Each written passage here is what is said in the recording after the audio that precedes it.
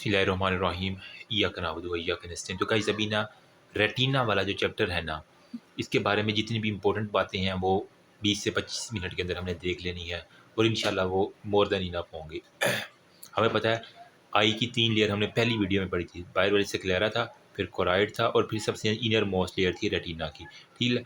और यहाँ पे वो एंटीरियर साइड पे वो ओरा सीरेटा के साथ जो है ना वो जाके अटैच हो रही थी, ठीक है, इसके दोनों कॉर्नर। वही बात की है, ये हमारे पास ट्रांसपेरेंट होती है और कलरलेस होती है, कोई रंग नहीं होता है रेटिना का, ठीक है। जब आप फंडोस्कोपी में देखते हैं रेड नज़र आती है, वजह क्या है, इसके पीछे जो कोराइडल लेयर है ना उसकी ब्लड वेसल की वजह से यहाँ पे रिफ्लेक्शन पड़ती है। एक्चुअल में ये रेटिना इज ट्रांसपेरेंट, ठीक है।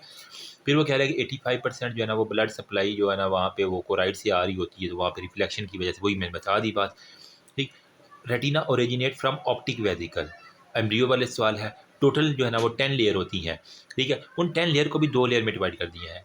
आउटर वाली पिगमेंट्री हो गया और इनर जो है ना जो न्यूरॉन्स के साथ नर्व के साथ होती है ना, ठीक है, उसको हम कहते हैं न्यूरोसेंसरी लेयर। आउटर वाली पिगमेंट्री लेयर और इनर वाली हमारे पास न्यूरोसेंसरी लेयर होती है, ठीक है। सेल हमारे पास कौन कौन से होंगे, फोटो रिसेप्टर होंगे, रॉड्स है, कोन है, horizontal, bipolar, amacrine, ganglionic cell, outer plexiform layer, inner synaptic हो गया, रेटिनल फाइबर हो गया, और वो इस तरह की सारी बात, ठीक। अब हमारे पास क्या है कि पोल्स ऑफ द रेटिना के बारे में है। तो रेटिना जो है ना इसका एक हमारे पास हो गया एंटीरियर पोल, ये जो आगे वाले हैं, और एक हमारे पास होता है पोस्टीरियर पोल। पोस्टीरियर पोल को हम कहते हैं मैक्यूला, ठीक है। इसके अंदर वो फिर हमारे पास फोविया सेंट्रैलिस होता है और फिर हमारे पास होता है फोविया। ये ऑलरेडी हमने पहली वीडियो में बड़ी डिटेल से डिस्कस किया। इस तरह का पोस्टीरियर पोल पे एक गोल सा दायरा लगा लो जिसे हम कहते हैं मैक्यूला, ठीक है। उसके अंदर फिर एक गोल दायरा है फोविया सेंट्रैलिस और इसके बिल्कुल ऊपर फोविया। फोविया के ऊपर मोस्ट क्लियर जो है ना वो पिक्चर आपकी बनती है आँख की। फिर वो कह रहा है ब्लड सप्लाई जो है ना उसको सेंट्रल रेटिनल आर्टरी CRA, ठीक है, और हमारे पास पोस्टीरियर सिलरी, मतलब आगे सिलिया होती है ना, ठीक है। तो वहाँ सिलिया से एक पीछे ले जाओ ना, यहाँ पे करके एक सिलरी बॉडीज होती है ना, पार्स प्लेना और पार्स प्लाइकेटा, ठीक है। वहाँ से एक पोस्टीरियर सिलरी आर्टरी ले जाओ और सेंट्रल रेटिनल आर्टरी ले जाओ, तो आपके पास काम हो जाएगा। डायबिटिक रेटिनोपैथी बेसिकली क्या कह रहा है हमारे पास, ये इंपॉर्टेंट क्वेश्चन है। नॉन इन्फ्लामेटरी डिसऑर्डर है रेटिना का। अब इसके अंदर रेटिनल वेस्कुलेचर जो है ना इसके सारे का सारा डिस्फंक्शन हो जाता है due to hyperglycaemia. Glucose level ज़्यादा होने की वजह से जो रेटिना के अंदर वेसल्स है ना, ठीक है, वो अपने जो है ना वो फंक्शन को छोड़ देती है, जिसकी वजह से हमारे पास जो डिजीज़ होती है रेटिनाकिज्म कहते हैं, मतलब रेटिना की वेसल काम करना छोड़ गई हैं ड्यू टू हाइपरग्लाइसीमिया। अच्छा, 442 मिलियन पीपल जो है ना डायबिटीज़ से होते हैं, 40% जो है ना उन डायबिटिक पेशेंट को डायबिटिक रेटिनोपैथी हो जाती है, और ये ब्लाइंडनेस मतलब अंधापन की एक बड़ी वजह है शुगर वाले पेशेंट में। अच्छा, जितनी वो कह रहा है ड्यूरेशन ज़्यादा होगी ना शुगर की, उतनी ज़्यादा सिवियरिटी होगी इसकी डायबिटिक रेटिनोपैथी। अगर टाइम से इलाज कर ले शुगर का तो ये ठीक हो सकती है, लेकिन अगर ज़्यादा ड्यूरेशन हो गया शुगर होते होते होते ज़्यादा बढ़ती जा रही है, तो वो कह रहा है कि अगर 5 ईयर का अरसा हुआ है शुगर हुए तो 15% चांसेस है उसको डायबिटिक। फिर 10 ईयर का होगा तो 50%, 15 साल का हुआ तो 60%, और 30 साल होगा तो 90% चांस है कि वो बंदा ब्लाइंड हो जाएगा, उसको डायबिटिक रेटिनोपैथी और एंड पे ब्लाइंड हो जाएगा। तो ये थोड़ी सी याद करें ना, 5, 10, 15, फिर 30 है, ठीक है, 15, 50, 60 और 90, ये एग्जाम 15% जो है people blind due to the retinopathy, वो यही बात मैंने शुरू में बता दी है, ठीक। अब वो कह रहा है हमारे पास जो ब्लाइंडनेस की बड़ी वजह है ना, सबसे ज़्यादा जो है ना वो मोतिया कैटरैक्ट, उसके बाद ग्लूकोमा, और सबसे आखिर पे जो है ना वो डायबिटिक रेटिनो। सबसे ज़्यादा अंधे लोग जो है ना वो मोतिया की वजह से हो रहे हैं, कैटरैक्ट की वजह से। उसके बाद वो कह रहे हैं ग्लूकोमा की वजह से इंट्राकुलर प्रेशर रेज होता है, फिर हमारे पास कह रहे हैं डायबिटिक रेटिनोपैथी की वजह से। रिस्क फैक्टर क्या है, duration, control of the diabetes, hypertension, obesity, pregnancy अगर किसी को है, ठीक है, नेफ्रोपैथी गुर्दे का मसला है, हाइपरलिपिडीमिया, एनीमिया, या फिर वो सिगरेट भी पीता है, तो ये चीज़ें और बढ़ा देती है डायबिटिक रेटिनोपैथी को। पैथोजेनेसिस ऑफ डायबिटिक रेटिनोपैथी क्या, क्यों हाइपरग्लाइसीमिया ने रेटिनल वेस्कुलेचर को ख़राब किया। माइक्रो एनोरिज्म ऑफ दी, मसला सारा वेसल्स का, micro aneurysm of the retinal vessel, ठीक। एस्ट्रोसाइड जो है ना वो हमारे पास वेसल्स के अंदर होते हैं जो कि मेंटेन करते हैं हमारे पास इंटेग्रिटी और स्ट्रक्चर ऑफ वेसल को। जब हाइपरग्लाइसीमिया होता है ना तो एस्ट्रोसाइड जो है ना ये लॉस हो जाते हैं, जिन्होंने मेंटेनेंस करनी थी ब्लड वेसल की, उनकी जो है ना वो लॉस हो जाएगी, जिसकी वजह से हमारे पास इंटेस्टी खत्म और हमारे पास लॉस ऑफ, जब उसकी इसकी इंटेस्टी ही खत्म हो गई है तो जब ब्लड आएगा तो ये यूँ बल्ज कर जाएगी। बल्जिंग की वजह से हमारे पास क्या होगी, वहाँ पे माइक्रो एनोरिज्म हो जाएगा और वो हमारे पास फ्रेजाइल हो जाएगी और फ्लूइड यहाँ से जो है ना वो लीक आउट करना शुरू कर देगा, और वो मैक्यूलर एडीमा, मैक्यूला के पीछे आपको एडीमा एडीमा से नजर आएगा, और वो ब्लाइंडनेस की एक बड़ी वजह है हमारे पास, ठीक है। Due to fluid accommodation, detachment of the vitreous humour और रेटिना। देखो ना ये रेटिना है ना और इसके आगे बिल्कुल विट्रस ह्यूमर है, यूँ ये साथ चिपक के जो है ना लगे होते हैं, जब रेटिना की वेसल ख़राब होंगी तो यहाँ से फ्लूइड आता जाएगा और ये विट्रस ह्यूमर और इन दोनों के दरमियान जो है ना, ये ब्लैक मैं फ्लूइड बना देता हूँ, इनके दोनों के दरमियान जो है ना वो फ्लूइड आना शुरू कर देगा, इनकी डिटैचमेंट हो जाएगी। तो डिटैचमेंट हमारे पास एक बड़ी वजह है विट्रस ह्यूमर और रेटिना में हमारे पास। माइक्रो एनालिज्म में बेसिकली क्या होगा, फ्रेजाइल होगी, वो लीक हो जाएंगी और वहाँ से पेरिसाइट्स जो है ना वो हमारे पास हेल्प करती है इंटैक्ट करना वैसे, ठीक है। अभी हमने पढ़ा एस्ट्रोसाइट्स की कुछ लॉस हो जाती है, फिर हमारे पास पेरिसाइट। अब यहाँ पे पेरिसाइट्स का एक लफ्ज़ आपने सुना है, ठीक है। पेरिसाइट जो है ना वो इंटैक्ट करती हैं वेसल्स को। डायबिटीज़ में हमारे पास पेरिसाइट भी लॉस हो गई है, एस्ट्रोसाइट डिसफंक्शन और पेरिसाइट हमारे पास लॉस हो गई है। पेरिसाइट लॉस होगी तो हमारे पास क्या होगी, ब्लड वेसल्स जो है ना वो बल्ज आउट करेगी, ठीक है। यू नॉर्मल थी लेकिन वो बल्ज आउट कर जाएगी ब्लड वेसल, जिसकी एडीमा होगा, एक्सुडेटिव मटीरियल आएगा और रेटिनल हेमरेजेस वहाँ पे हो जाएगा। फिर ऑक्लूजन जो है ना वो ग्लूकोज लेवल जब ज़्यादा होता है तो वो क्या करता है, डैमेज करता है वेसल को, जिसकी वजह से हमारे पास फाइब्रोब्लास्ट और की प्रोलिफरेशन बढ़ जाती है, ठीक है। थिक बेसमेंट मेम्ब्रेन होती है, नैरो ल्यूमन होता है, ठीक है।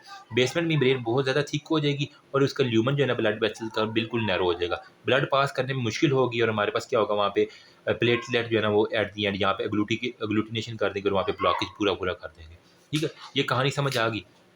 अब वो कह रहा है हमारे पास ऑक्लूजन जब होती है ना तो ठीक है, वहाँ पे ऑक्सीजन की परफ्यूजन कम हो गया तो हाइपोक्सिया, ऑक्सीजन कम गई है रेटिना को तो हाइपोक्सिया हो गया, ठीक है। जब भी हाइपोक्सिया होता है ना तो वहाँ से बॉडी डिटेक्ट करती है, ओ हो इसको तो जो है ना वो नई ब्लड वेसल की ज़रूरत है, इसके पास ऑक्सीजन नहीं जा रही, तो vascular endothelial derived growth factor जो है ना वो रिलीज़ करना शुरू करती है, वेडेफ जो है ना वो रिलीज़ होना शुरू होगा।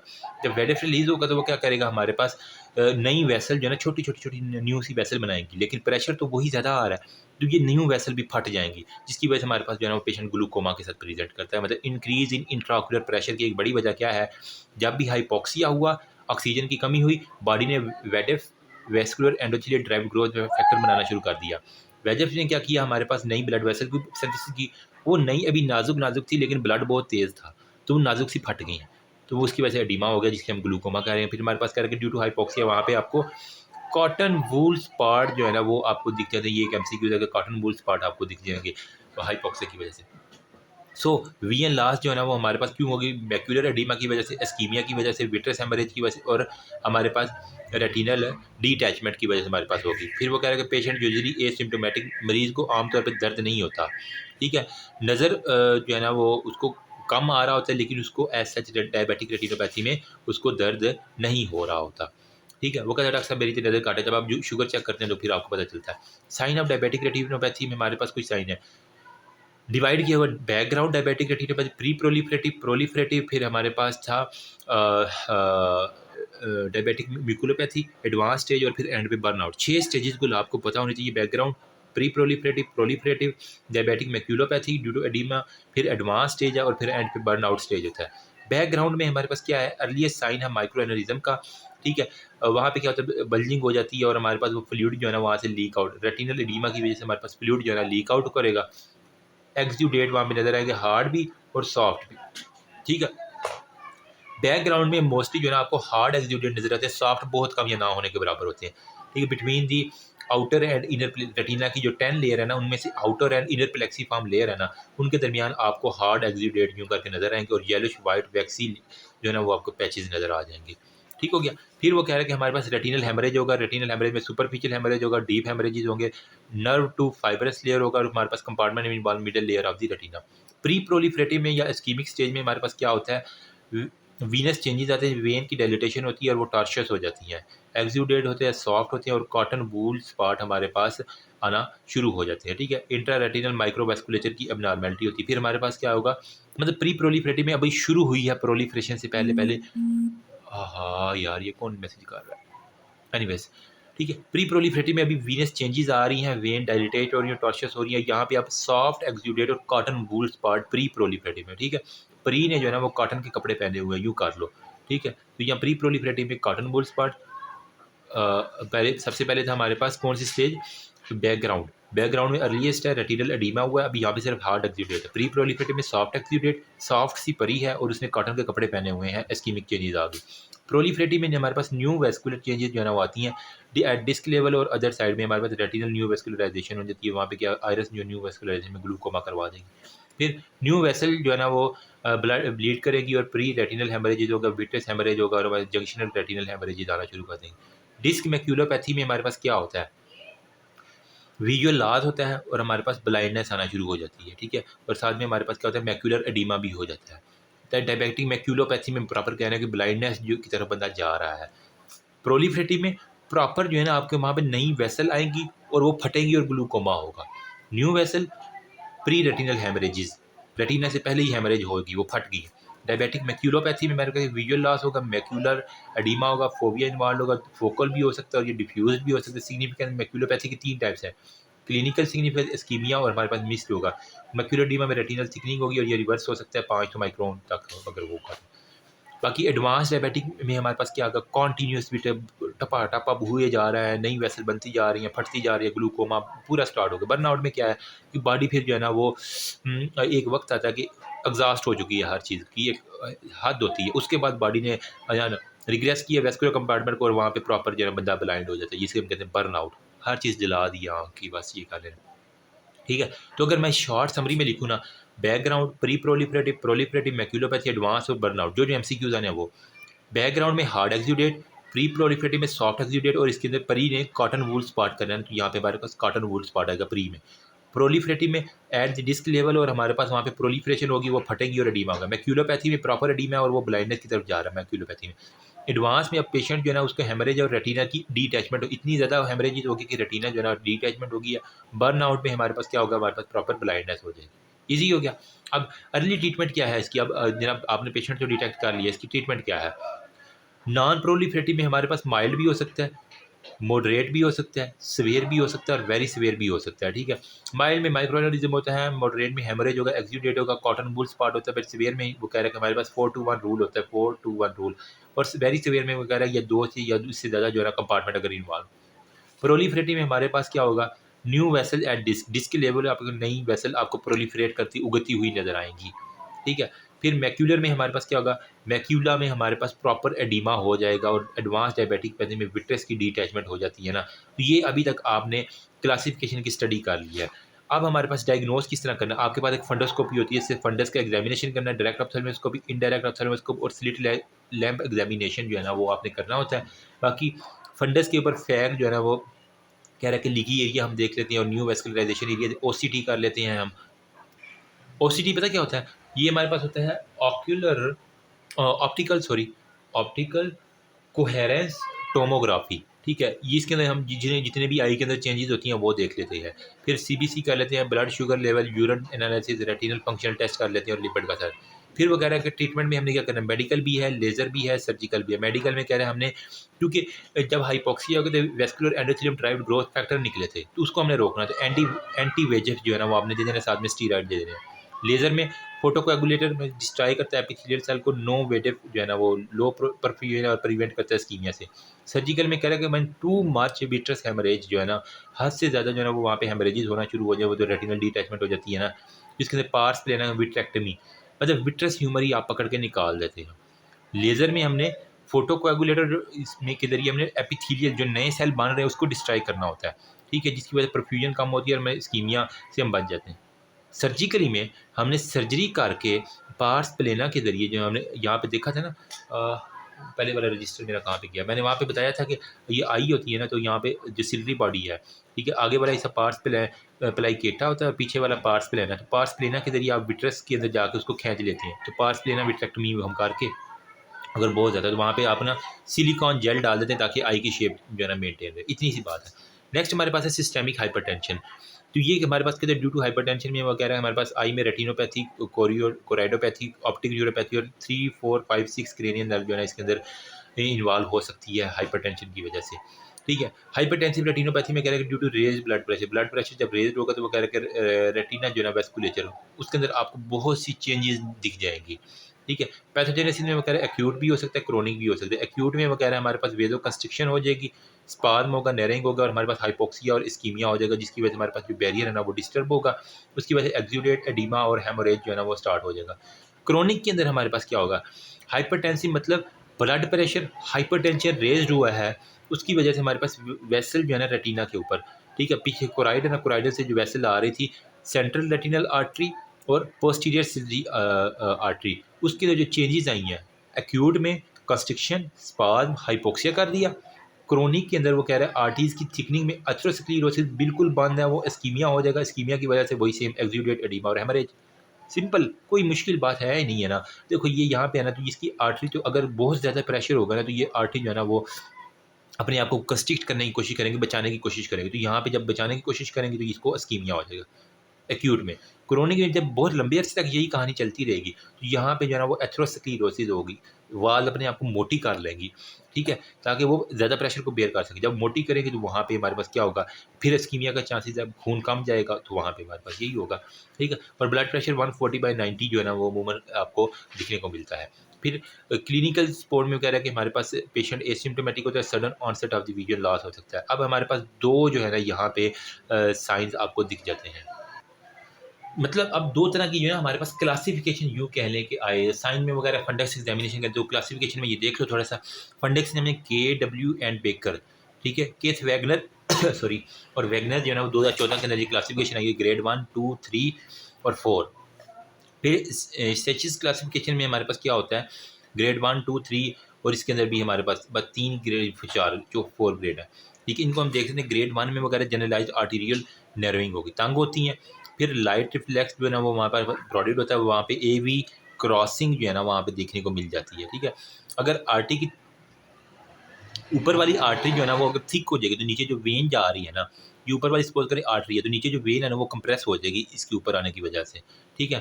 तो इसको हम कहते हैं कि यहाँ पे हमारे पास एक साइन होता है, deflection of the vein at the arteriovascular crossing, जिसे हम सेलेस साइन भी कहते हैं, ठीक है, ग्रेड 2 में। फिर ग्रेड 3 में वो कह रहे हैं रेटिनल एडिमा होगा, और हमारे पास कंसोलमेंट ऑफ दी वेन्स आ जाती हैं सारी की सारी। इसके अंदर कॉपर वायर अपीयरेंस आपको मिल जाती है ग्रेड 3 के अंदर, ठीक है। बोरर साइन होता है, गन साइन आपको by trapping of the vein और other side of the crossing में। ग्रेड 4 में डिस्क एडिमा और सिल्वर वायर जो है ना अपीयरेंस ऑफ द आर्टरियोज मिल जाती है। जबकि मॉडिफाइड में हमारे पास क्या आएगा, मॉडिफाइड में वो कह रहे हैं ग्रेड 1, 2 और 3 में हमारे पास क्या है, ग्रेड 1 में जनरलाइज आर्टीरियोलर नैरोइंग, ग्रेड 2 में फोकल आर्टीरियोलर नैरोइंग, ग्रेड 3 में एडिमा एक्सुडेट और हेमरेज, या ग्रेड 4 में ऑप्टिक डिस्क की स्वेलिंग हमारे पास आ जाएगी, ठीक है। फिर वो कह रहा है कि स्केलिस साइन के बारे में मैंने यहाँ पे बता दिया कि जब आर्टरी जो है ना ऊपर से क्रॉस करती है ना किसी वेन के, तो वो ना हमारे पास बेंडिंग करवा देती है नीचे वाली वेन की, इसे हम कहते हैं स्केलिस साइन के बारे में, ठीक है। AV मीटिंग हो जाती है, मतलब दोनों तरफ से आ रही हैं और वहाँ पे आपने बुक में, ठीक है। फिर ग्रेड 3 में वगैरह लीकेज होती है, रेटिनल एडिमा, एक्सुडेट और कॉटन बूट स्पॉट आपको हेमरेज, बर्न आउट साइन होगा, गन साइन में जिसकी टेपरिंग ऑफ दी वेन हो जाती है। जबकि ग्रेड 4 में ऑप्टिक डिस्क की आपको स्वेलिंग जो है ना वो सारी की सारी मिल जाएगी। जो ये वाली सारी क्लासिफिकेशन में आपने ग्रेड 1 में देखो ना, आपने कंस्ट्रिक्शन सिंपल करवानी है। ग्रेड 2 में सेल्कस साइन, मतलब उसके ऊपर deflection of the veins at the arteriovenous crossing में, जहाँ पे वो क्रॉस कर रही है उसके ऊपर deflection of the veins. Grade 3 में एडिमा और कॉपर साइन जो है ना वो ग्रेड 3 में, तो C3 कॉपर आपका MCQ था कि ये ग्रेड 3 में होता है।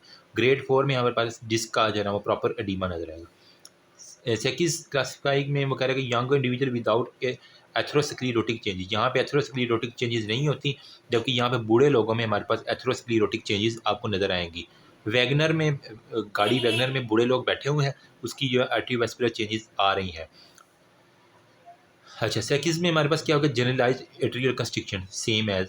फिर ग्रेड 1 में 2 में हमारे पास अबाव चेंजेस ऊपर वाली प्लस फोकल आर्टेरियल कंस्ट्रिक्शन में नैरोइंग हो जाएगी।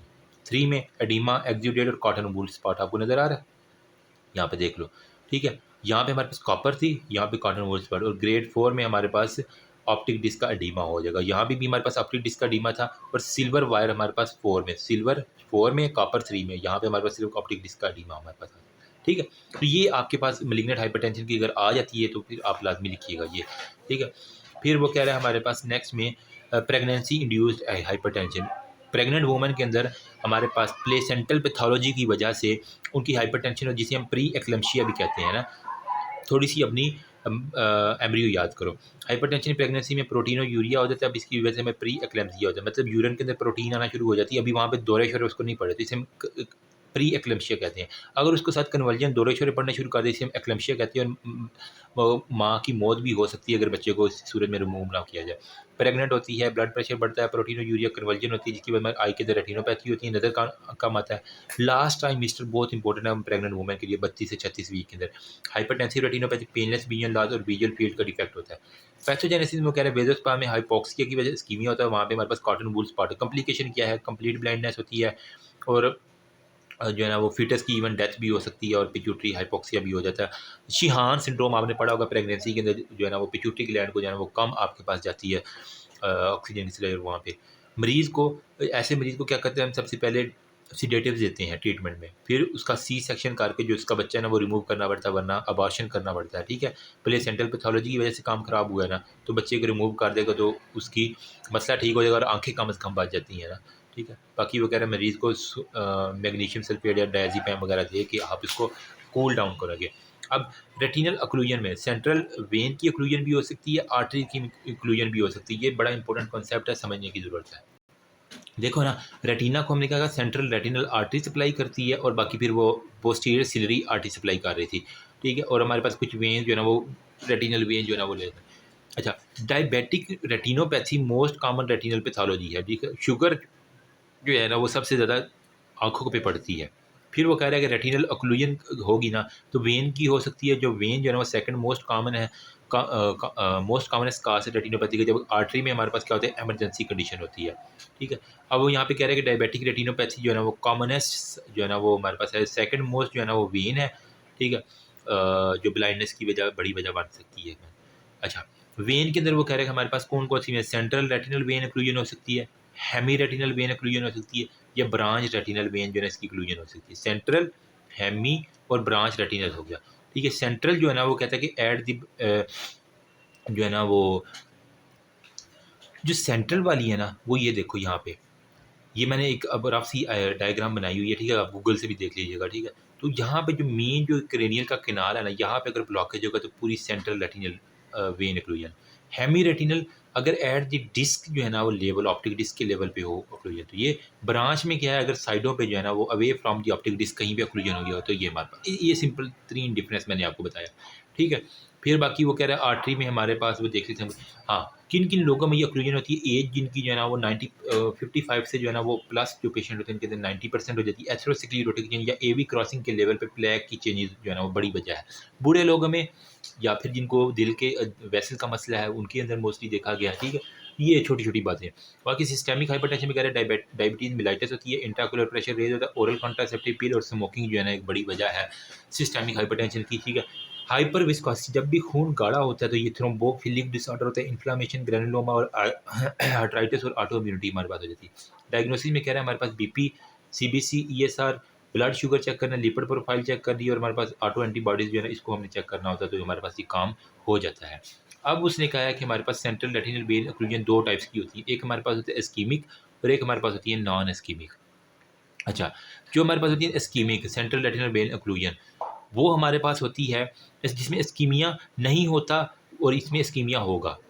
Central retinal retinal vein occlusion जो है ना हमारे पास 75% में वो कह रहा है कि वीएन हमारे पास 6/20 जो है ना वो उससे बड़ी होगी, ठीक है। मतलब अच्छी नज़र उसको अच्छा आ रहा है, क्योंकि इस्कीमिया नहीं है ना, तो अच्छा नज़र आ रहा है।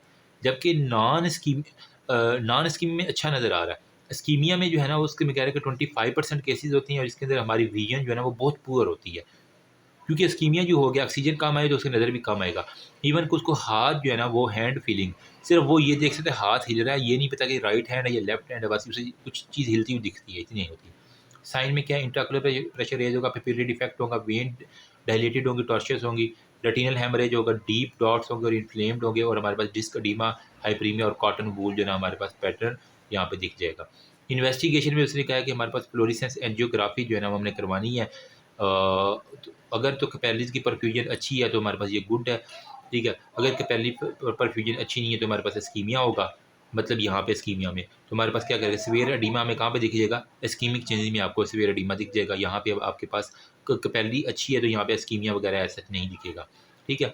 तो टोमोग्राफी, ऑक्यूलर टोमोग्राफी कराओगे ना, एडीमा देखोगे, सीवियरिटी और ट्रीटमेंट उसका देख लोगे, गुड प्रोग्नोसिस इसका होता है, जबकि यहाँ पे इसका जो है ना वो इस्कीमिया वाले का अच्छा प्रोग्नोसिस नहीं है, अच्छी तरह हम डिटेक्ट नहीं कर पाते। ठीक है, अगर इलाज ना किया, ठीक है, नॉन इस्कीमी का, तो वो हमारे पास मैक्यूलर एडीमा और वो विजन लॉस और एट दी एंड इस्कीमिया आ जाएगा। देखो, सेंट्रल रेटिनल वेन जो है ना, उसकी एक्लूजन दो तरह से होगी, इस्कीमिक, नॉन इस्कीमिक। ठीक है, मतलब अब वेसल बंद हुई है तो वहाँ पे ऑक्सीजन की कमी गई है या फिर अभी तक वहाँ पे दूसरी साइडों से आ रही है। ठीक, तो नॉन इस्कीमिक 75% केसेज में होती है, इस्कीमिक 25 में, लेकिन इस्कीमिक ज़्यादा खतरनाक है, इसका प्रोग्नोसिस अच्छा नहीं है। बंदे को सिर्फ ये हैंड जो है ना वो हिलता हुआ दिखाई देता है, वो गिन नहीं सकता उंगलियाँ अपनी, इतना याद कर लो। और वहाँ पे डीप डॉट्स और इन्फ्लेम्ड होती हैं, और बाकी हमारे पास जिसका डीमा कॉटन बूल पैटर्न होती हैं और ये चीज़ें। अब उसने कहा कि इस्कीमिया की वजह से ना vascular endothelial drive growth factor जो है ना वो हमारे पास नियोवेस्कुलराइजेशन वो हमारे पास कॉज करवा देता है। जब भी इस्कीमिया होगा, बॉडी कहेगी इसको ऑक्सीजन कम जा रही है, वेजिफ को रिलीज़ करो। Vascular endothelial drive growth factor जो है ना वो हमारे पास रिलीज़ होना शुरू कर देगा। वो क्या कहेगा, नई वेसल को बनाना शुरू कर देगा और वहाँ पे न्यू वेस्कुलराइजेशन वो फटेंगी, वहाँ पे फिर इंट्राऑक्यूलर प्रेशर रेज होगा और ग्लूकोमा हो जाएगा। तो इसको हम कहते हैं 90 डे ग्लूकोमा। 90 दिन के अंदर अंदर ये सारा काम होता है, नई वेसल बन के, और ये हमारे पास होता है। फिर वो कह रहा है कि हमारे पास अगर 90 डे के बारे में आए ना, तो हमारे पास सेंट्रल रेटिनल वेन ऑक्लूजन का पक्का एमसीक्यू था कि 90 डे ग्लूकोमा का दूसरा नाम सेंट्रल रेटिनल वेन एस्कीमिक जो है ना ग्लूकोमा हमारे पास इसके अंदर होता है। ट्रीटमेंट क्या है, सिस्टेमिक में आपने अगर तो हाइपरटेंशन है उसको कंट्रोल करो, डायबिटीज़ है उसको कंट्रोल करो, लिपिड है तो एंटी प्लेटलेट है, मतलब आपने वहाँ पे प्लेटलेट की जमा नहीं होने देना। फिर ऑक्यूलर ट्रीटमेंट में वो कह रहा है कि 250 ml ज़्यादा IV जो है ना anti vascular endothelial drive growth factor, और इसके अलावा लेसर फोटोकोआगुलेशन वगैरह ये करके आपने फोटोकोआगुलेशन क्रायोथेरेपी कर लेनी। अब रेटिना जो है ना, इसकी हमने क्या क्या वेन दी, central retinal vein inclusion hemi retinal और ब्रांचिंग में। ब्रांचिंग मोर कॉमन है और अवे फ्रॉम द डिस्क है। यहाँ पे हमने देखा ना इस डायग्राम में कि branching away from the disc होती है, 3 वाला पॉइंट, यहाँ पे जा कहीं पे ऑक्लूजन होती है। अब यहाँ पे वो कह रहे हैं कि यहाँ पे ब्लर विजन होगी, विजुअल एक्टिविटी लॉस होगी, फंडोस्कोपी में एडीमा और डिस्क स्वेलिंग नजर आएगी, और हमारे पास सेकेंडरी ग्लूकोमा होगा। फिर वो कह रहा है कि सिस्टाइड मैक्यूलर एडीमा के बारे में उसने कहा कम्प्लिकेशन इसकी है कि डिस्टर्ब विजुअल एक्टिविटी और इवन बंदा ब्लाइंड भी हो सकता है, और इस्कीमिया की वजह से vascular endothelial drive growth factor release हुआ, नई वेसल बनी और वहाँ पे ग्लूकोमा। मिलती जुलती कंडीशन है, थोड़ा सा दिमाग पर जोर दो तो ठीक है, ये खुद ब खुद ठीक हो जाता है। अगर विजुअल एक्टिविटी 6/12 है तो वो कह रहा है कि हमारे पास anti endothelial vascular derived growth factor वहाँ पे क्या करेगा, आपने उसको एंटी वेजेफ दे देनी है ना, जहाँ पे नई वेसल आ रही है, एंटी वेजेफ दे दो, लेज़र डाल दो, ठीक है, और IV स्टीराइड दे दो तो काम हो जाता है आपका। अब हमारे पास थी अभी तक वेन की एक्लूजन, अब हमारे पास है आर्टरी की। आर्टरी में सेंट्रल रेटिनल आर्टरी या ब्रांच एक्लूजन हो सकती है। ठीक है, अब वो कह रहे हैं कि हमारे पास वही ये थ्रोम्बस फॉर्मेशन होगा एट द लमिना की पार्ट पे 75%। अगर ये थ्रोम्बस डिसलॉज हो जाए तो वो एम्बोलस बन जाएगा और वो रेटिनल वेन के अंदर जाके ना हमारे पास वो फंस जाता है। वजह क्या है एम्बोलस बनने की, अगर उसका कोलेस्ट्रॉल लेवल ज़्यादा है, प्लेटलेट ड्राइव जो है ना एम्बुलाई हो सकती है, कैल्सीफाइक एम्बुलाई हो सकती है due to inflammatory intraocular pressure या वेजोस्पाज्म की वजह से हो सकती हैं। ठीक है, आँख के आगे वो क्या कहते हैं पर्दा सा आ गया है, ठीक है डॉक्टर साहब, तो आपने क्या करना, कर्टन फॉलिंग जब भी आपके क्लिनिकल सिनेरियो में आए ना, तो ये हमारे पास सेंट्रल रेटिनल आर्टरी इसका होता है। कर्टन फॉलिंग एक पक्का MCQ है, ये ज़रूर लगता होता है। सडन विजन लॉस होती है, इसके अंदर चेक करना है आपने उसकी विजुअल एक्टिविटी को, परसेप्शन ऑफ लाइट को चेक करना है, पिपिलरी डिफेक्ट को चेक करना है, पेल वाइटिश क्लाउडी स्वेलिंग को चेक करना है। अगर तो सेंट्रल रेटिनल आर्टरी ऑक्लूजन के 90 मिनट के अंदर अंदर मरीज़ आ जाए तो इसको हम ठीक कर सकते हैं। अगर 90 मिनट से ज़्यादा हो गया ना तो फिर इरिवर्सिबल हमारे पास इस्कीमिया हो जाता है और उसकी परमानेंट विजन लॉस, उसके बाद भी हम कुछ नहीं कर सकते। ठीक है, चेरी रेड स्पॉट एक बड़ा इंपॉर्टेंट है, कहाँ पे आता है, सेंट्रल रेटिनल आर्टरी में। ठीक है, आर्टरी के अंदर हमेशा आपने चेरी रेड स्पॉट करना है, फंडोस्कोपी करनी है, टाइम 90 मिनट होना चाहिए। ठीक है, नैरिंग ऑफ दी वैसे होगा, कैटल ट्रैकिंग पैटर्न जो है ना आपको वहाँ पे दिख जाता है, कैटल ट्रैकिंग जिस तरह वो चल रही होती है ना, कैटल्स मवेशी चल रहे होते हैं, एक वो लाइन सी बना के अगर आप ऊपर से देखें ना किसी सहरा में, तो यूं यूं यूं करके आपको एक कैटल ट्रैक सा मिलता है, जिसको हम कैटल ट्रैकिंग कहते हैं सेंट्रल रेटिनल आर्टरी के अंदर।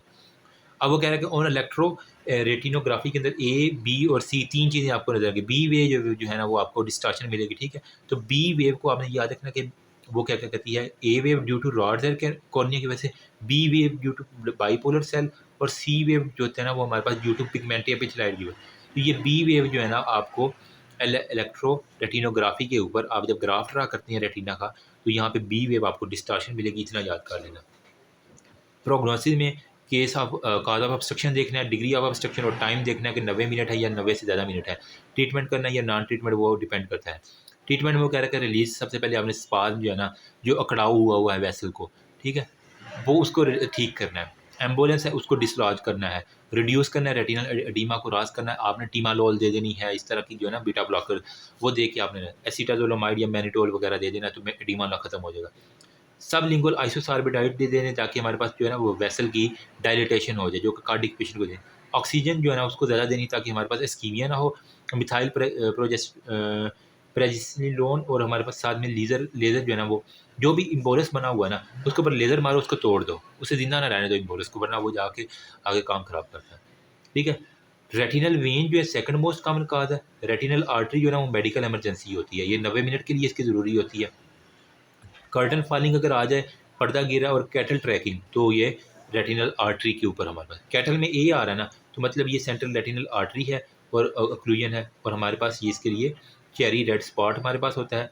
ठीक है। और कर्टन फॉलिंग, ये 3 क्लिनिकल सिनेरियो रेटिनल आर्टरी के लिए पक्के हैं। फिर retinopathy of pre maturity.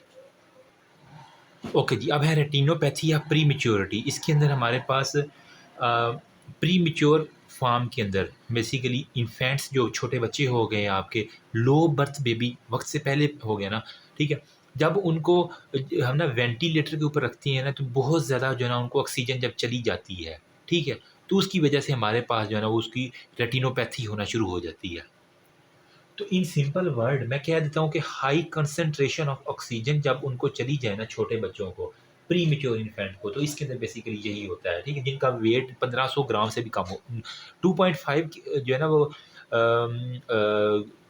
Kilogram, इससे कम हो तो वो लो बर्थ बेबी कंसीडर होते हैं। ठीक है। अब क्या है, वहाँ पे आपको स्टेजेस में डिमार्केशन लाइन सबसे पहले नज़र आ जाएगी। ठीक है। स्टेज 1 में, ठीक है, जो कि फ्लैट वाइट लाइन एक होती है। स्टेज 2 में वो कह रहे हैं आपको रिजेस दिख जाएंगी। स्टेज 3 में प्रोलिफरेशन जो है ना वो रिज जो बनी है उसकी प्रोलिफरेशन दिखेगी। स्टेज 4 में डायबेट रेटिनल डिटैचमेंट होगी और 5 में हमारे पास परमानेंट होगी। यहाँ पे आरजी होगी, यहाँ पे आप वापस जा सकते हैं।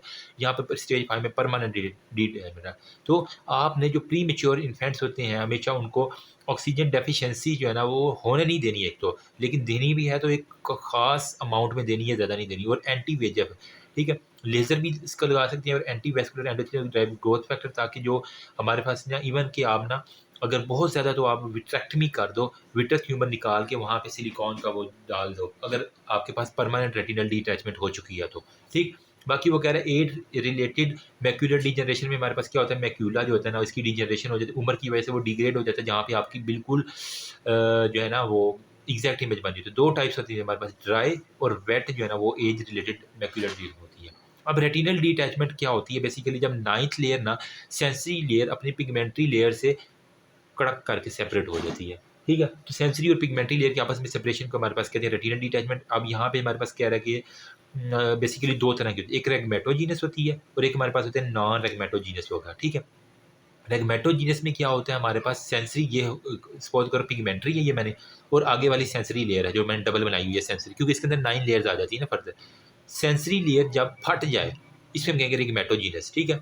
इनके दरमियान फिर क्या होता है, अब जो है ना वो विट्रस ह्यूमर जो है ना इनके तरीके, क्योंकि यहाँ पे हमारा सारा विट्रस ह्यूमर पड़ा हुआ है जेल की तरह का, जब ये फटेगी तो विट्रस ह्यूमर मूव करके यहाँ पे आ जाएगा।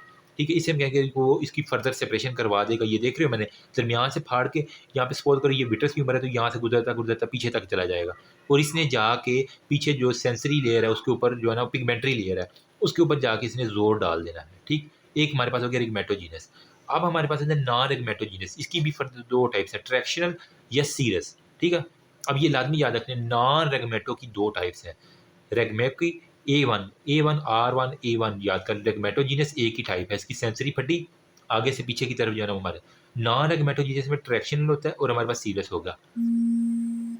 अच्छा, जो ट्रैक्शनल होता है ये क्या करता है, हमारे पास पुल क्रिएट करता है यार, ये कौन कॉलिंग कर, ओके जी। जो नॉन रेगमेटो होता है इसके अंदर एक ट्रैक्शनल डिटैचमेंट होती है, एक सीरियस होगी। ट्रैक्शनल में क्या होता है, pull create on sensory retinal layer, sensory retinal layer के ऊपर हमारे पास पुल बहुत ज़्यादा क्रिएट हो जाती है, जिसकी वजह से हमारे पास विट्रस जो है ना वो सो पिगमेंट्री लेयर जो है ना वहाँ से हमारे पास सेपरेट हो जाएगी। ठीक है। जो पिछली वाली जो है ना वो यहाँ से आगे से इतना ज़्यादा पुल जाएगा कि ये वाली जो है ना वो हमारे पास इसकी ट्रैक्शन हो जाएगी, वो हमारे पास फट जाएगी। पीछे वाली अब लेयर आपने फाड़नी है नॉन रेगमेटोजीनस में।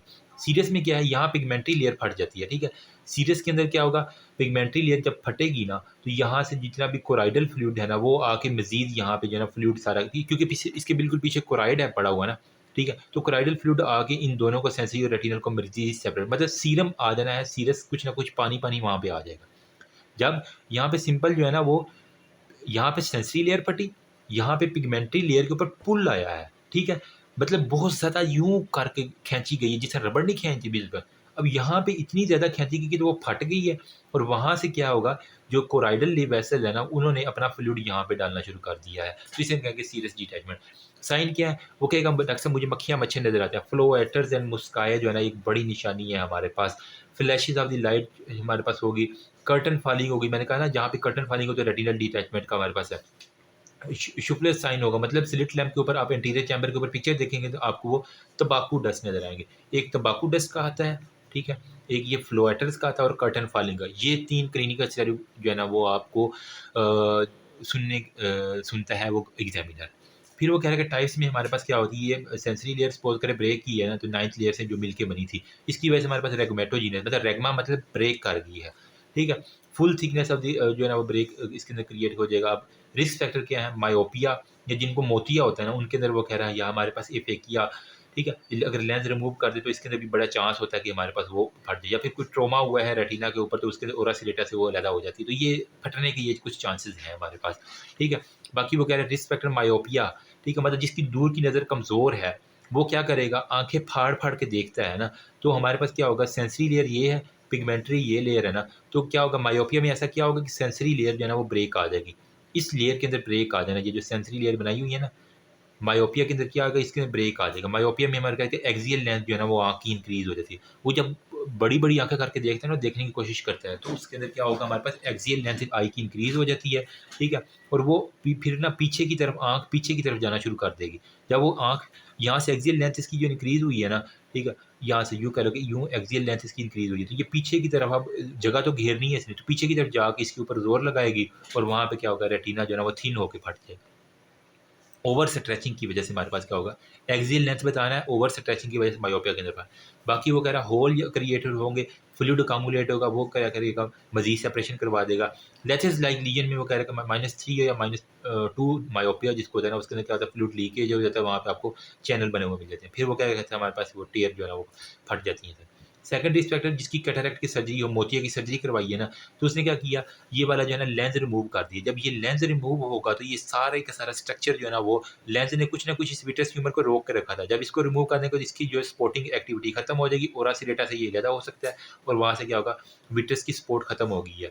इस विट्रस की सपोर्ट जब खत्म होगी तो ये सारे का सारा जो है ना वो अपनी आँख हरकत के साथ जो है ना विट्रस भी हिलेगा, और वो क्या करेगा, स्ट्रेच करेगा और पुल डालेगा इसके ऊपर, और हमारे पास वो क्या करेगा, इंट्राओकुलर जो है ना वो कैटरैक्ट। इसीलिए तो हम कैटरैक्ट की बात क्या करते हैं, एक लेंस डाल देते हैं आगे की तरफ, ताकि यहाँ पे इसको भी सपोर्ट रहे और नज़र भी ठीक आए बंदे को, ठीक है। इसकी सपोर्ट के लिए, मतलब विट्रस ट्यूमर की सपोर्ट के लिए भी हमारे पास लेंस बड़ा इंपॉर्टेंट रोल प्ले करता है।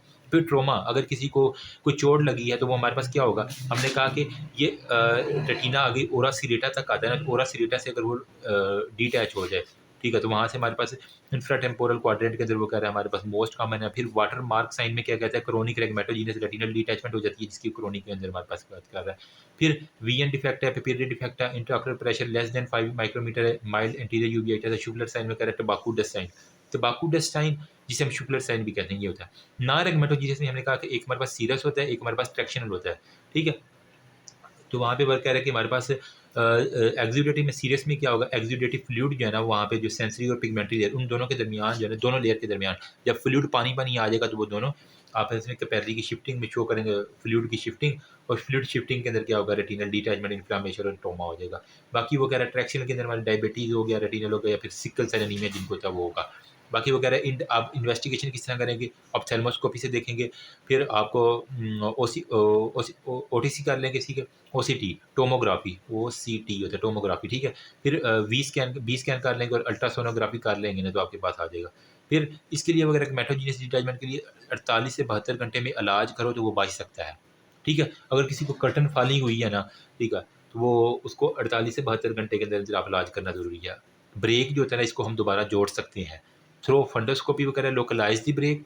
हम इन ब्रेकों को रोक के फिर उसको आपस में दोबारा एक्स्ट्रा सेलुलर फ्लूइड जो है ना वहाँ से निकाल के, ठीक है, रिमूव करके फिर हम क्या करते हैं, उनको दोबारा आपस में सीलिंग करवा देते हैं। फिर साथ में एसेप्टिक इन्फ्लेमेशन और बाकी वगैरह के हम लेज़र फोटो कोएगुलेशन भी कर सकते हैं, और क्रायो क्रायो जो है ना वो कोगुलेशन भी कर सकते हैं।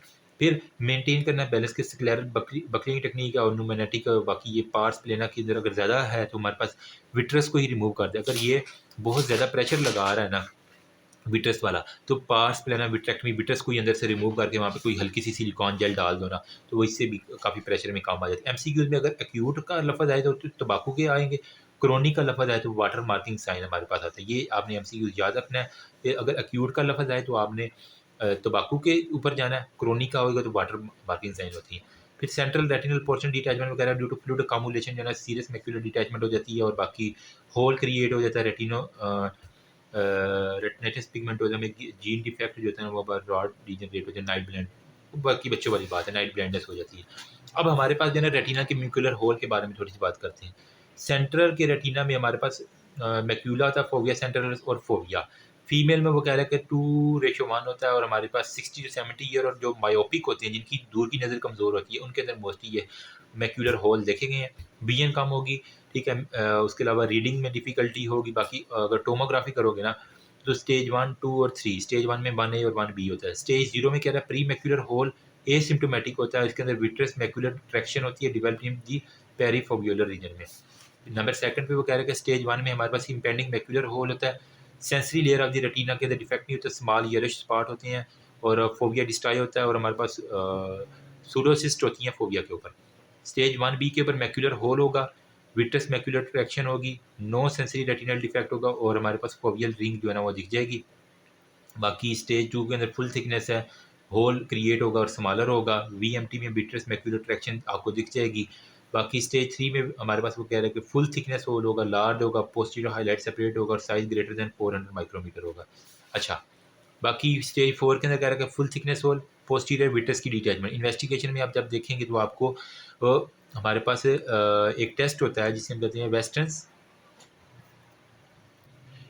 एक तो आपके पास एम्सलर साइन जो है ना वो कह रहा है कि हमारे पास बताता है बेसिकली कि नॉन स्पेसिफिक सेंट्रल डिटोरिएशन, जो ठीक है वो बताएगा। फिर एफएफए टेस्ट होता है जिसके अंदर आपको कहते हैं कि हमारे पास ओसीटी का फ्लोरिस सेंस एंजियोग्राफी जो है ना वो आप कर लेंगे। और बाकी बुक से अगर मैं आपको दिखाऊँ ना तो ये इसके अंदर मेरी बुक के अंदर ये लिखा हुआ है कि एक है हमारे पास वैटजिक एलन टेस्ट हो गया, ठीक है। इसके अंदर क्या होता है पेशेंट को जो मैक्यूलर होल ब्रोकन बीम के अंदर नजर आते हैं, डिस्टॉर्टेड जो है ना बीम जो है ना वो यूनिफॉर्म थिकनेस की, ठीक है। अगर इस टेस्ट के अंदर होल नजर आए तो ब्रोकर है, अगर हमारे पास सूडो या रिंग्स नजर आए तो डिस्टॉर्टेड बीम हमारे पास है।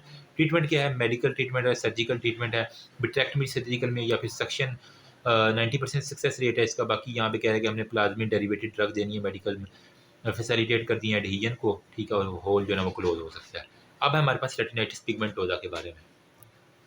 ओके जी, रेटिनाइटिस पिगमेंटोजा में बेसिकली ये ना रेटिनाइटिस रॉड्स जो है ना, आर से रेटिनाइटिस तो आर से हमारे पास रॉड्स जो है ना वो ज़्यादा इनिशियली जो है ना वो हमारे हेरिडिटी डिसऑर्डर है, ठीक है। डिस्ट्रक्शन होनी होती है, स्लो और प्रोग्रेसिव डिस्ट्रॉफी होती है। क्लासिफिकेशन में प्राइमरी रेटिनाइटिस पिगमेंटोजा, सेकेंडरी। प्राइमरी में हमारे पास जो है ना वो सिर्फ आई से रिलेटेड होती है और इसके अंदर रॉड जो है ना वो उसकी पिगमेंट्री एपिथेलियम वो टूट रही है। लेकिन अदर आर्गन में वो कह रहे हैं कि रिलेटेड डिसऑर्डर में हमारे पास मैक्यूलो म्यूकोपोलिस सार्कोडोसिस में या किसी को बीटा लिपोप्रोटीनीमिया है, इसके अंदर डिस्ट्राई करता है रेटिनाइटिस पिगमेंट्री एपिथेलियम में और फोटो रिसेप्टर में रॉड्स और कोन आते हैं। पैटर्न में हमारे पास क्या होता है, आइसोलेटेड होता है, ऑटोसोमल। ये पूछते हैं पैटर्न के बारे में, एक प्राइमरी और सेकेंडरी और एक पैटर्न में isolated, autosomal dominate, autosomal recessive और एक्स लिंक्ड हो गया, ठीक है। मोस्ट कॉमन हमारे पास है ऑटोसोमल डोमिनेट, एडी जो है ना वो हमारे पास गुड प्रोग्नोसिस और मोस्ट कॉमन है। बाकी इनके जो है ना रिसेसिव और ये इसके एक्स लिंक्ड के वो रह जाते हैं, ठीक है। तो एडी जो है ना वो ऑटोसोमल पैथोजेनेसिस में इनिशियली रॉड्स और देन जो है ना वो कोन इफेक्ट होता है ड्यू टू अननोन, ठीक है, वगैरह डिस्ट्रॉफी होता है, डिस्ट्रक्शन हमारे पास हो जाती है ऑन दी इक्वेटोरियल रीजन में। रिंग ब्लाइंडनेस स्पॉट जो है ना वो कहता है हमारे पास क्रिएट होते हैं और हमारे पास वो क्या करते हैं पेरिफेरल सेंटर में ब्लाइंडनेस काज करवा देते हैं। मतलब कि इक्वेटोरियल रीजन के ऊपर जो है ना वो रिंग ब्लाइंडनेस स्पॉट्स जो है ना वो आपको मिल जाते हैं जो कि हमारे पास पेरिफेरी और फिर हमारे पास सेंटर की तरफ आते हैं और ब्लाइंडनेस काज करवाती है। रेटिनल पिगमेंटेड डिस्ट्रक्शन हो जाती है और वहाँ पे प्रोलिफरेशन और सेंसरी जो नाइन्थ लेयर है ना वो उसके मेरे कह रहा है बोनी कॉर्पसल अपीयरेंस। ये एमसीक्यू आता है कि अगर बोनी कॉर्पसल अपीयरेंस आपको नजर आ रही है ना तो पक्का रेटिनाइटिस पिगमेंटोजा का केस है और कुछ भी नहीं है, ठीक। अब सिम्टम्स में वो कह रहे हैं कि हमारे पास night blindness, constriction of the vision field, vision deterioration, blindness हो जाती है इसके अंदर। और बाकी वो 3 साइन कर रहा है, एटी एवी वेसल में बहुत ज़्यादा कंस्ट्रिक्शन होती है, वैक्सी अपीयरेंस होती है, और बोनी कार्पसल जो है ना वो हमारे जिस तरह बोनी सेक्यूल होते हैं ना, आपने बोन की हिस्टोलॉजी के अंदर डायग्राम बनाई होगी यूँ करके, ठीक है?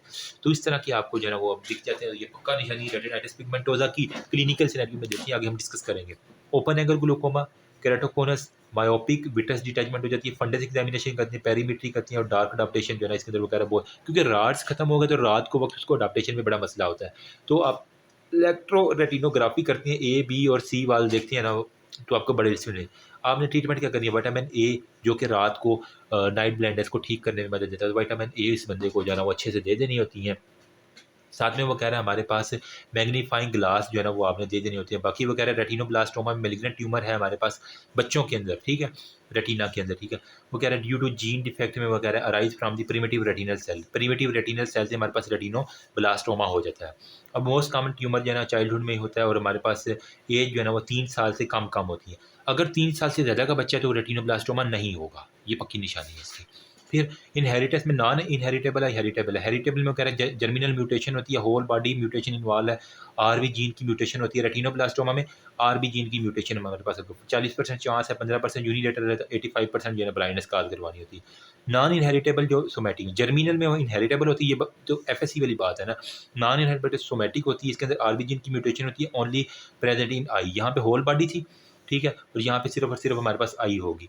और वो no family history, 60% inheritance, 15% unilateral, 85% bilateral. Pathology में कह रहे हैं प्रिमिटिव रेटिनल सेल्स होती हैं जो कि बाद में डिफरेंशिएट होती हैं, ठीक है। तो वो अनडिफरेंशिएटेड मेलिग्नेंट सेल जो है ना वो बाकी रह जाती हैं, वो हमारे पास जीन म्यूटेशन की वजह से होती हैं।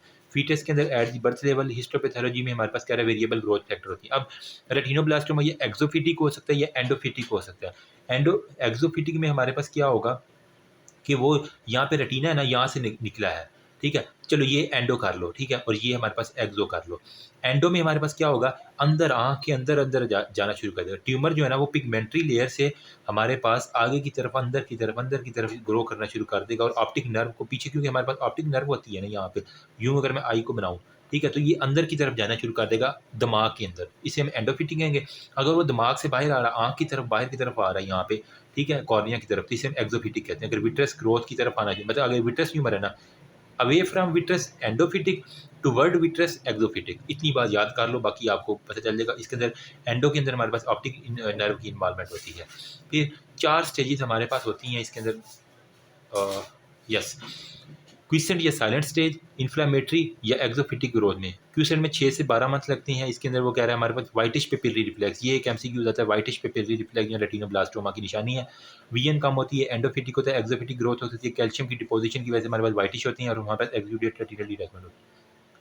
इन्फ्लामेटरी में ग्लूकोमेटिक स्टेज में करें सूडो हाइफोन फीलिंग होती है, इन्फ्लामेटरी न्यूट्रोफिल सेल होती है, और हमारे पास पेनफुल रेड आई आपको नजर आएगी। एक्सोफिटिक में ऑर्बिटल इन्वॉल्व होती है, एक्स्ट्रा ऑक्यूलर मसल भी इन्वॉल्व हो जाएंगे, जिसके अंदर ऑप्टिक नर्व है, बाई लिम्फ है या ब्लड वेसल, ये भी इन्वॉल्व हो जाएंगे। डायग्नोसिस में जनरल एनेस्थीसिया दे दो, टोनोमीट्री दे दो, और एग्जामिन कर लो एंटीरियर चैम्बर को, और इनडायरेक्ट ऑप्थेल्मोस्कोपी कर लो। आई के जो भी टेस्ट है, सीटी है, एमआरआई है, बोन मैरो बायोप्सी और लंबर पंक्चर कर लोगे, आपको जीन का भी पता चल जाएगा। ट्रीटमेंट क्या डिपेंड करता है, अगर डिस्ट्रक्टिव ट्यूमर थेरेपी कर लो या पूरी आँख निकाल दो, ठीक है। मतलब डिस्ट्रक्टिव में अंदर ही मार दो उसको, ठीक है, रेज चेज मार के, ठीक है। लोकेशन के ऊपर डिपेंड करता है, मेटास्टेटिस और स्टेज कौन सी है इसके ऊपर डिपेंड करता है। अगर छोटी स्टेज है तो अंदर ही मार दो, 50% अगर आई इन्वॉल्व है और ऑप्टिक नर्व अगर बची हुई है तो आप कीमोथेरेपी देकर उसको ठीक कर सकते हो। अभी अजान हो रही, बाकी अजान के बाद। ओके जी, ट्रीटमेंट जो है ना वो डिस्ट्रक्टिव ट्यूमर थेरेपी भी है। अगर 50% है तो कीमोथेरेपी दे के लेज़र मार के निकाल दो, उस ट्यूमर को वहीं पे मार दो। अगर 50% से ज़्यादा है, पूरी आँख, अगर ऑप्टिक नर्व भी इन्वॉल्व है ना, ठीक है, तो आपने पूरी आँख निकालनी है ताकि आगे दिमाग तक ना जाए और कहीं और नुकसान ना करे, ठीक। फिर कीमोथेरेपी है, ट्रांस क्रायोथेरेपी हो गया, बीम है, लेज़र है, फोटोकोएगुलेशन, ये कर सकती हो। अब वो कह रहे हैं रेटिनोपैथी, प्री मैच्योरिटी और मैक्युलर एज रिलेटेड डीजनरेशन के बारे में हमारे रेटिनोपैथी प्री मैच्योरिटी में हमने अभी तक डिस्कस किया है ना, जो वो हमने क्या किया है, लो बर्थ बेबी थी जिनको ऑक्सीजन सैचुरेशन बहुत ज़्यादा मिल गई थी, ठीक है, हाइपोक्सिया, ठीक है, उसके अंदर न्यू वेस्कुलराइजेशन फिर स्टार्ट होना शुरू होगी। वहाँ पे कह रहा है कि डिमार्केशन लाइन आपको मिल गई, रिजीज आ गई, प्रोलिफरेशन में कह रहा है कि पार्शियल थिकनेस होगी और फुल थिकनेस के अंदर retina. Macular age related degeneration में क्या है, ट्यूमर जो है ना वो हमारे पास, अब यहाँ पे ए मैक्यूलर में हमारे पास क्या होता है, बड़े लोगों में ट्यूमर जो है ना वो हमारे पास डिजनरेशन में 70 प्लस में, 65 से 70 में एज बड़ी है, ओबेसिटी है, फैमिली हिस्ट्री, हाइपरटेंशन, स्मोकिंग या कोलेस्ट्रॉल का लेवल ज़्यादा है। अब हमारे पास कुछ पैथोजेनेसिस है जिसके अंदर डिस्ट्रॉयड फोटो रिसेप्टर होती हैं, रेटिनल पिगमेंट्री एपिथेलियम की ट्रॉफी होती है, ब्रुक्स मेम्ब्रेन और हमारे कोरियोकैपिलरी इन्वॉल्वमेंट होती हैं। 4 थिंग जो है ना मैक्यूलर डीजनरेशन की तरह इन्वॉल्व होती हैं, ठीक है? अब वो कह रहे हैं कि हमारे पास ड्राई भी हो सकता है, वेट भी हो सकता है। ड्राई में हमारे पास जो है ना वो क्या होगा, रेटिनल पिगमेंट्री एपिथेलियम इन्वॉल्व है और हमारे पास येलोइश मटीरियल जो है ना मिलेगा between the inner layer of the choroid and retinal, ठीक है? कोराइड की और हमारे पास रेटिना की जो 2 लेयर है ना, इनके दरमियान आपको येलोइश अगर मटीरियल मिल रहा है, तो ये ड्राई है। वेट के अंदर क्या होगा, एज रिलेटेड मैक्यूलर में हमारे पास कोराइडल कैपिलरी जो है ना vascular endothelium derived growth factor release होगा, जिसके अंदर जो है ना वेट के अंदर बेसिकली अब न्यू वेस्कुलर नई वेसल यहाँ पे बनेगी। यहाँ पे सिंपल येलोइश मटीरियल आया हुआ था, यहाँ पे नई वेसल्स आएँगी, कैपिलरीज़ वो फटेंगी vascular endothelium derived growth factor की वजह से, और उसके बाद हमारे पास क्या होगा, एक्सेसिव डिजनरेशन हो जाएगी, ठीक है? फिर वो कह रहा है कि हमारे पास जो ये है ना डेपोज़िशन वहाँ पे लार्जर भी हो सकती है, स्मॉलर भी हो सकती है। स्मॉलर में हार्ड होता है, लार्जर में फ्लूइड टाइप के अंदर लार्जर होती है, ठीक है? फिर वो कह रहे हैं कि ब्रुक्स मेम्ब्रेन जो है ना उसकी थिकनिंग हो जाएगी, कोरियोकैपिलरीज़ की डिस्ट्रक्शन हो जाएगी, बाकी मैक्यूलर डिजनरेशन है, विज़ुअल लॉस है और बाकी बच्चों वाली बात है। स्टेजेस जो है ना 3 है, अर्ली है, इंटरमीडिएट है, लेट। अर्ली में एसिम्प्टोमेटिक कोई सिम्पटम्स नहीं आती मैक्यूलर डिजन। इंटरमीडिएट में सॉफ्ट होता है, एडवांस में एट्रोपिक होता है। फंडस की फाइंडिंग है, कोलेस्ट्रॉल है, विटामिन ए के सप्लीमेंट दे दो आप, ठीक है? नो प्रॉपर सैटिस्फैक्टरी अभी तक इसकी जो है ना एज़ सच उम्र को किसने रोकना है? एज रिलेटेड जो है ना, ठीक है? तो इसके लिए वो कह रहे हैं कि हमने फिर जो है ना वो प्रॉपर ट्रीटमेंट तो नहीं है, लेकिन हम विटामिन ए सप्लीमेंट दे के कर सकते हैं। एंटी एंजियोजेनेसिस थेरेपी दे दो, आर्गन लेज़र लगा दो, फोटो कोएगुलेशन, फोटोडायनामिक थेरेपी और सर्जरी कर दोगे। तो that's all about retina. Hopefully कुछ ना कुछ हो गया। अब नेक्स्ट हम इंशाल्लाह रिफ्रैक्टिव एरर को डिस्कस करेंगे। बहुत से इंपॉर्टेंट चैप्टर हमने करने हैं आज। Thank you so much. Remember me also in your precious prayer. अल्लाह हाफ़िज़।